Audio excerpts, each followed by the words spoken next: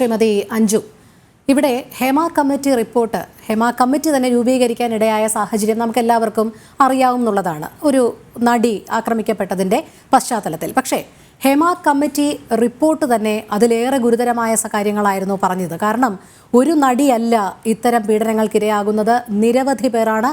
ഈ സിനിമാ മേഖലയിലെ 30ഓളം മേഖലകളിലുള്ള സ്ത്രീകൾ, അത് ഏതു നടിമാരായിക്കൊള്ളട്ടെ അല്ലെങ്കിൽ ടെക്നിക്കൽ സൈഡ് ആയിക്കൊള്ളട്ടെ, എല്ലായിടത്തും ഈ വേർതിരിവുണ്ട് എന്നുള്ളതാണ്. ഇതിൻ്റെ ഭാഗമായി ഇന്റേണൽ കംപ്ലയിൻസ് കമ്മിറ്റി ഉണ്ടെങ്കിലും അത് നിർജീവമായി തന്നെ തുടരുന്നുണ്ട്.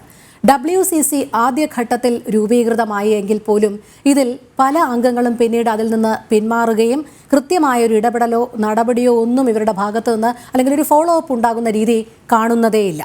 എന്തായാലും ഇതിൽ മുന്നിലേക്ക് വരാനും പരാതിപ്പെടാനുമൊക്കെ സ്ത്രീകൾക്ക്, പ്രത്യേകിച്ച് ഈ മേഖലയിൽ നിൽക്കുന്നവർക്ക് ഒരു ഭയമുണ്ട് എന്നുള്ളത് സത്യം തന്നെയാണ്. അതുകൊണ്ടാണല്ലോ അവർ മൊഴി കൊടുത്തപ്പോൾ ഒരു കാരണവശാലും തങ്ങളുടെ മൊഴിയുടെ വിശദാംശങ്ങളോ തങ്ങളുടെ പേരുവിവരങ്ങളോ ഒന്നും പുറത്തു വരരുതേ എന്ന് അപേക്ഷിക്കുകയായിരുന്നു എന്നാണ് ജസ്റ്റിസ് ഹേമ പറയുന്നത് പോലും. പക്ഷേ ഇത്രയധികം ഈ അങ്ങേയറ്റം ഗുരുതരമായ ആരോപണങ്ങളും നിരാശാജനകമായ പല കാര്യങ്ങളുമൊക്കെ ഈ മേഖലയിൽ നടന്നിട്ട് പോലും ഇപ്പോഴും ഇതിൽ ഇടപെടാൻ സ്ത്രീകളുടെ പ്രാതിനിധ്യം അല്ലെങ്കിൽ സ്ത്രീകളുടെ ഇടപെടൽ ഇല്ല എന്നുള്ളതാണ്. ഏറ്റവും ഒടുവിലായി സ്റ്റേക്ക് മുതിർന്ന ഒരു നടി പോലും അതിൽ മൊഴി കൊടുത്തതാണ്.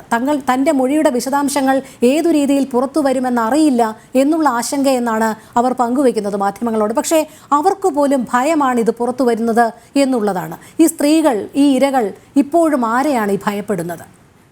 പ്രസക്തമായിട്ടുള്ള ചോദ്യമാണ്. അതിനു മുമ്പ് തന്നെ നമ്മൾ WCC നമുക്ക് തുടങ്ങാം. എന്താണ് ഹേമ കമ്മിറ്റി റിപ്പോർട്ട് ഉണ്ടാവാനുള്ളൊരു സാഹചര്യം എന്ന് പറഞ്ഞു കഴിഞ്ഞാൽ, അന്ന് നടി ആക്രമിക്കപ്പെട്ട കേസുമായിട്ട് ബന്ധപ്പെട്ടിട്ട് സ്ത്രീകൾക്ക്, സിനിമാ മേഖലയിലുള്ള സ്ത്രീകൾക്ക് സുരക്ഷയിൽ ഒരുപാട് പ്രശ്നങ്ങൾ അഡ്രസ്സ് ചെയ്തിട്ട് ഞങ്ങൾക്കൊരു സംഘടന വേണം എന്നാവശ്യപ്പെട്ടുകൊണ്ട് WCC എന്ന് പറഞ്ഞ സംഘടന ഫോം ചെയ്യുവാണ്.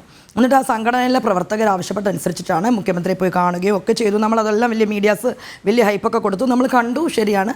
അത് കഴിഞ്ഞിട്ട് ഈ കമ്മിറ്റി, അപ്പോൾ കമ്മിറ്റി നമുക്കറിയാം, കമ്മിറ്റി എന്ന് പറയുമ്പം ഒരു ജസ്റ്റിസാണ്, അതിൻ്റെ ഒപ്പം തന്നെ ഒരു ബ്യൂറോക്രാറ്റ് ഉണ്ടായിരുന്നു, ഒപ്പം മുതിർന്ന എത്രയോ വർഷങ്ങളുടെ അഭിനയ പാരമ്പര്യമുള്ള ഒരു മുതിർന്ന നടി ശാരദാമ്മ. ഇവർ 3 പേരും കൂടെ ചേർന്ന് കമ്മിറ്റി ഫോം ചെയ്യുന്നു. അപ്പോൾ ഫോം ചെയ്തിട്ട് സർക്കാരിൻ്റെ കയ്യിൽ അതിൻ്റെ എല്ലാ റിപ്പോർട്ടും വന്നു.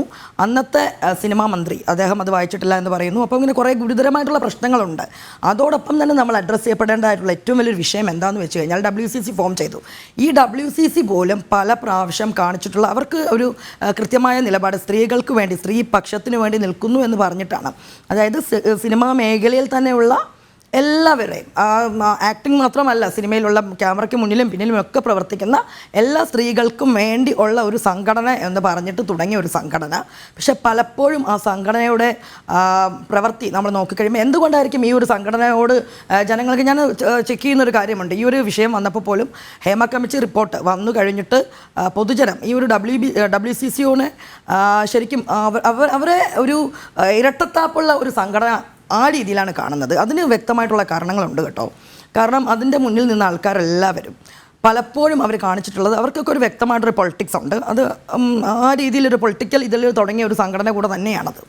അതോടൊപ്പം തന്നെ പല പ്രാവശ്യം, അതായത് ഇവർക്ക് ഈ ഒരു സംഘടനയ്ക്ക് എന്നും ചൂണ്ടിക്കാണിക്കാനുണ്ടാവുക എപ്പോഴും ഒരു പ്രത്യേക നടൻ അല്ലെങ്കിൽ ഒരേ ഒരു അവളോടൊപ്പം എന്നുള്ളൊരു നിലപാട് സ്റ്റാർട്ട് ചെയ്ത് വന്നത് കഴിഞ്ഞപ്പോഴാണ് നമ്മൾ ശരിക്കും പറഞ്ഞാൽ WCC സംഘടനയെ ചോദ്യം ചെയ്ത് തുടങ്ങിയത്. എന്തിനാണ് ഇങ്ങനെ ഒരു സംഘടന എന്ന് പറഞ്ഞിട്ട്. കാരണം അതിനുശേഷം നമ്മൾ 2-3 മീറ്റു ആയിട്ട് ബന്ധപ്പെട്ട് 2-3 കാര്യങ്ങൾ കേട്ടു. അപ്പം അതിൽ തന്നെ ഇപ്പം ശ്രീജിത്ത് പണിക്കർ പറഞ്ഞു, അദ്ദേഹം പറഞ്ഞ പോലെ ഹോം സിനിമയായിട്ട് ബന്ധപ്പെട്ട് ആ ഒരു നിർമ്മാതാവിനെതിരെ WCC സംഘടന പ്രതികരിക്കുന്നത് കണ്ടിരുന്നു. അതോടൊപ്പം തന്നെ നേരത്തെ പറഞ്ഞ കേസുള്ളത് കൊണ്ട് അതുമായിട്ട് ബന്ധപ്പെട്ട പേരുകളൊന്നും പറയുന്നില്ല. ആ ഒരു നടനെതിരെ ഘോരഘോരം പ്രസംഗിച്ചു. വിലക്കുകളെല്ലാം വന്നു. അതിൽ തന്നെ പ്രവർത്തിച്ച നടി, അതായത് ഒരേ ഒരു നടൻ മാത്രം വിലക്ക് വേണം. പക്ഷെ അതിനുശേഷം മറ്റൊരു മീറ്റു വലിയൊരു ഗുരുതരമായിട്ടുള്ള ആരോപണം വന്നിട്ടുണ്ടായിരുന്നു. അത് ഒരു സിനിമ, ആഭാസം എന്ന് പറഞ്ഞ ഒരു സിനിമയുമായിട്ട് ബന്ധപ്പെട്ടിട്ട് അതിൽ അഭിനയിച്ച നടി ഏറ്റവും ഗൗരവകരമായിട്ടുള്ള ഒരു എന്താ പറയുക ആരോപണം ഒരു നടനെതിരെ കൊണ്ടുവന്നു. എന്നിട്ട് അതേ നടന് തന്നെയാണ് നമ്മുടെ അതേ സർക്കാർ ആ വർഷത്തെ എനിക്ക് തോന്നുന്നു അവാർഡൊക്കെ കൊടുത്തിട്ടുണ്ടായിരുന്നു, സ്വഭാവ നടനോ അങ്ങനെയൊക്കെ പറഞ്ഞിട്ട്. ഇതേ സ്വഭാവ നടൻ പല പ്രാവശ്യം സ്ത്രീ വിരുദ്ധമായിട്ടുള്ള പല പരാമർശങ്ങൾ കാണിച്ചിട്ടും WCCയുടെ ഭാഗത്തു നിന്നൊന്നും വലിയ ഇതൊന്നും ഉണ്ടായിട്ടില്ല. അതൊരു എന്താ പറയുക പോയിന്റ്. അത് കഴിഞ്ഞിട്ട് ഇതേപോലെ തന്നെ ഒരു ദളിത് ആക്ടിവിസ്റ്റിൻ്റെ പ്രശ്നം വന്നപ്പോഴും മറ്റൊരു നടൻ, അപ്പോൾ അന്നും WCCയുടെ ഭാഗത്ത് നിന്ന് ഇതേപോലെ എന്താ പറയുക നടനൊപ്പം നിന്ന് അവർ അതായത് എനിക്ക് തോന്നിയിട്ടുള്ളൊരു കാര്യം എന്താണെന്ന് വെച്ച് കഴിഞ്ഞാൽ വേട്ടക്കാരൻ എന്ന് പറഞ്ഞു കഴിഞ്ഞാൽ അവർക്ക് ഞങ്ങൾക്കൊപ്പം നിൽക്കുന്ന മനുഷ്യന്മാർ വേട്ടക്കാരനായി കഴിഞ്ഞാൽ ഒരേ സമയത്ത് നിശബ്ദമായിട്ടിരിക്കുക. എന്നാൽ എതിർചേരിയുള്ളവർക്ക് ഇഷ്ടമില്ലാത്ത ഈ സംഘടനയുമായിട്ട് ബന്ധപ്പെട്ടവർക്ക് ഇഷ്ടമില്ലാത്ത ആളുടെ പേരിൽ ഒരു ആരോപണം വന്നു കഴിഞ്ഞാൽ ശക്തമായിട്ട് പ്രതികരിക്കുക. ഈ രീതിയിലൊരു ഇരട്ടത്താപ്പ് കണ്ടതുകൊണ്ട് തന്നെയാണ് WCCയുടെ നയങ്ങളോട് നമുക്ക് എന്നെപ്പോലുള്ള വ്യക്തിക്ക് ഒരു സ്ത്രീ അല്ലെങ്കിൽ ഒരു സാമൂഹ്യ പ്രവർത്തക എന്ന രീതിയിലൊക്കെ എനിക്ക് ആ ഒരു സംഘടനയുമായിട്ട് തീർത്തും ബിക്കോസ് അവർ ഉള്ളത് കൊണ്ട് ഈ ഒരു കമ്മിറ്റി റിപ്പോർട്ട് വന്നു എന്നൊന്നും ഞാൻ വിശ്വസിക്കുന്നില്ല. കാരണം എന്താണെന്ന് വെച്ച് കഴിഞ്ഞാൽ ഇപ്പോൾ ഈ നിമിഷം വരെയും ആ സംഘടനയുടെ ഭാഗത്തുനിന്ന് സൈലൻസാണ്. അവർക്ക് ഇപ്പോഴും ആരാണ് എന്ന് പറയാൻ ഭയമാണ്. കാരണം അവർക്കും അവസരങ്ങൾ പോകുമോ എന്നുള്ള വല്ലാത്തൊരു ഭയമാണ്. അതിൽ തന്നെ പ്രധാനപ്പെട്ട ഒരു നടി ഇന്നലെയോ കണ്ട പ്രസ്താവന നടത്തിയിട്ടുണ്ടായിരുന്നു. കോൺക്ലേവ് സർക്കാർ വെക്കുകയാണെങ്കിൽ ഇരയ്ക്കും വേട്ടക്കാരനും ഒപ്പം നിൽക്കേണ്ടി വരും എന്ന്. അതേ നടി അതേപോലൊരു വേട്ടക്കാരനൊപ്പം അഭിനയിച്ച സിനിമ വളരെ ആൾക്കാരുടെ നിരൂപണ പ്രശംസയൊക്കെ നേടി. അതിനാണെന്ന് തോന്നുന്നുണ്ട് ഇപ്പം ഉള്ളൊഴുക്കെന്ന് പറഞ്ഞ സിനിമ, അതെ ആ സിനിമയ്ക്കൊക്കെ. അപ്പോൾ ഇങ്ങനെ ഇരട്ടത്തപ്പ് കാണിക്കുന്ന ഒരു സംഘടന, അതുകൊണ്ട് തന്നെ എനിക്ക് തോന്നുന്നുണ്ട് ഈ ഇതിൽ കൊടുത്തിരിക്കുന്ന മൊഴികൾ എത്രത്തോളം സത്യസന്ധമായിരിക്കും എന്ന് നമുക്ക് പറയാൻ പറ്റുമോ?